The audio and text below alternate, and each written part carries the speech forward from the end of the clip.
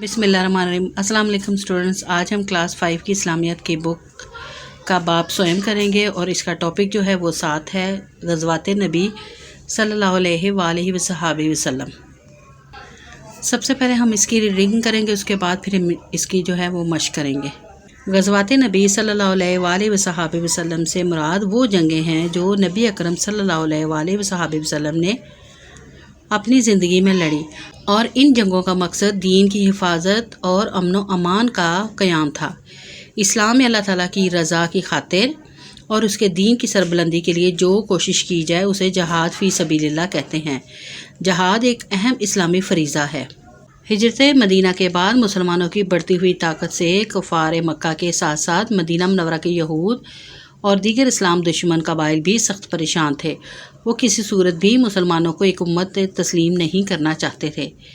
अपने इसी नापाक इरादे को अंजाम देने के लिए उन्होंने मुसलमानों के ख़िलाफ़ कई जंगें लड़ी, जिनमें 3 बड़े ग़ज़वात बदर, उहद और खंदक नुमायाँ हैं।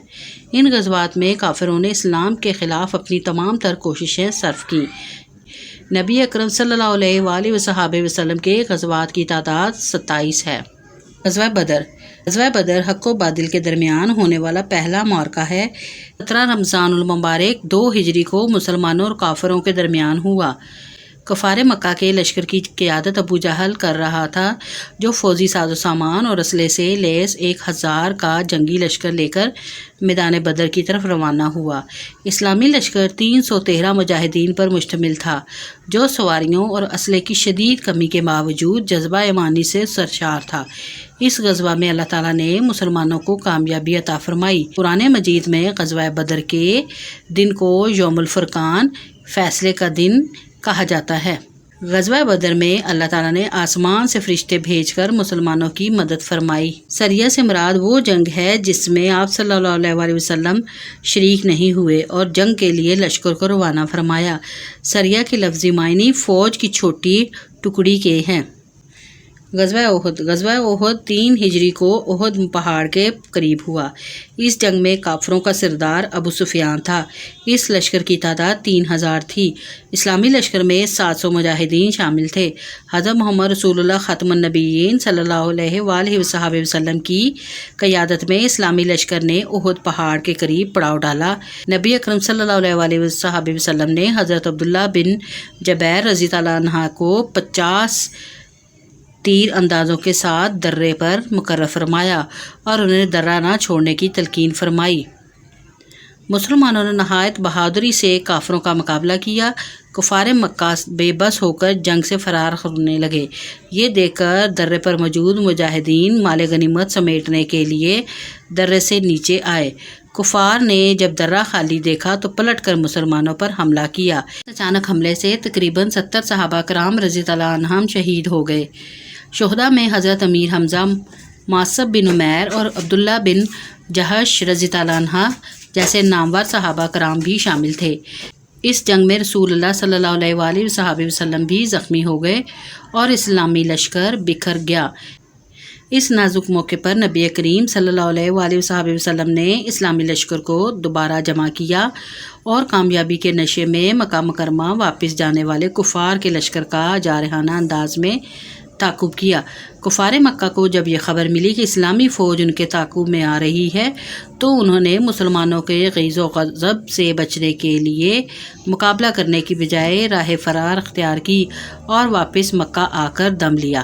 हज़रत मसअब बिन उमैर रज़ी अल्लाह अन्हा शक्ल व सूरत में नबी करीम सल्लल्लाहु अलैहि वसल्लम से बहुत ज़्यादा मुशाबा थे। जब वो शहीद हुए तो अफवाह फैल गई कि नबी करीम सल्लल्लाहु अलैहि वसल्लम शहीद हो गए हैं। ग़ज़वा खंदक 5 हिजरी में हुआ। कुरैश ने मुसलमानों पर हमला करने की तैयारी शुरू की। हज़रत सुलेमान फ़ारसी रज़ी अल्लाह अन्हा के मशवरे से मदीना मुनव्वरा के गिर्द खंदक खोद दी। जब अबू सुफियान ने 10,000 के लश्कर के साथ मदीना मुनव्वरा पर हमला किया तो वो खंदक देखकर हैरान और परेशान रह गया। काफिरों ने मदीना मुनव्वरा का मुहासरा कर लिया और खंदक अबूर करने की हर मुमकिन कोशिश की, लेकिन ناکام رہے۔ مدینہ منورہ کے گرد محاصرے کو کئی دن گزر چکے تھے۔ اللہ تعالیٰ نے مسلمانوں کی غیبی مدد کی۔ ایک رات شدید طوفان آیا جس نے دشمنوں کے خیموں کو اکھاڑ دیا۔ وہ راتوں رات میدان خالی کر کے بھاگ گئے۔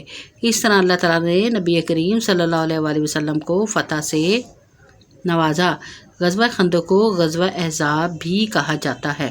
خندق کی لمبائی 3.5 میل، چوڑائی 15 فٹ اور گہرائی 21 فٹ تھی، اور ان غزوات میں آپ صلی اللہ علیہ وآلہ وسلم نے بہترین حکمت عملی اپنانے کے ساتھ ساتھ مساوات، رحم دلی اور عفو درگزر کی ایسی مثال پیش کی جس سے نہ صرف دشمنوں کو شکست ہوئی بلکہ کئی لوگوں کو راہ ہدایت پر لانے کا سبب بھی بنی۔ پورے عرب پر مسلمانوں کا رعب و دبدبہ قائم ہو گیا۔ مسلمانوں کے یقین اور ایمان میں اضافہ ہوا۔ مسلمانوں کو اسلام کی تبلیغ کرنے کا بھی بھرپور موقع میسر آیا۔ غزوہ نبوی صلی اللہ علیہ وآلہ وسلم میں ہمارے لیے ایک اہم سبق ہے کہ فتح و شکست کا انحصار تعداد پر نہیں بلکہ ایمانی جذبے پر ہے۔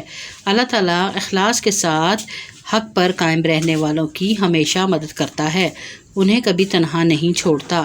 ہمیں چاہیے کہ ہم اخلاص، استقامت اور ثابت قدمی اختیار کریں، تکالیف اور مصائب میں صبر کریں، صرف اللہ تعالیٰ پر بھروسہ کریں اور صرف اسی سے مدد مانگیں۔ آج کا پہلا سوال ہے کہ درست بیان پر ٹک کا نشان لگائیں۔ جس جنگ میں نبی کریم صلی اللہ علیہ وآلہ وسلم نے شرکت کی اسے کہتے ہیں غزوہ۔ خندق کی چوڑائی تھی 15 فٹ۔ غزوہ بدر میں اسلامی لشکر کی تعداد تھی 313۔ نبی اکرم صلی اللہ علیہ وآلہ وسلم نے درے پر مقرر فرمایا 50 تیر اندازوں کو۔ غزوہ خندق میں خندق کھودنے کا مشورہ دیا تھا حضرت سلیمان فارسی رضی اللہ عنہ نے۔ سوال نمبر 2 ہے، خالی جگہ پر کریں۔ تو الف ہے، حق و باطل کے درمیان ہونے والا پہلا معرکہ غزوہ بدر ہے۔ ب، غزوہ بدر میں اللہ تعالیٰ نے آسمان سے فرشتے بھیج کر مسلمانوں کی مدد فرمائی۔ جیم، غزوہ خندق میں کافروں نے مدینہ منورہ کے گرد کئی دن تک محاصرہ جاری رکھا۔ دال، اللہ تعالیٰ نے غزوہ خندق میں مسلمانوں کو فتح سے نوازا۔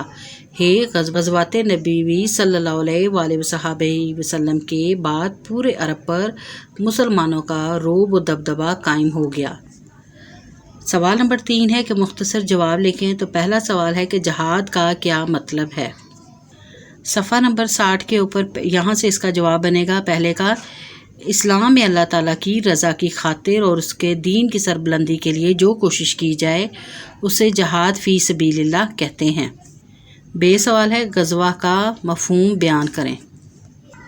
سوال نمبر 2 جو ہے اس کا جواب بنے گا کہ غزوات نبی صلی اللہ علیہ وآلہ وسلم سے مراد وہ جنگیں ہیں جو نبی اکرم صلی اللہ علیہ وآلہ وسلم نے اپنی زندگی میں لڑی۔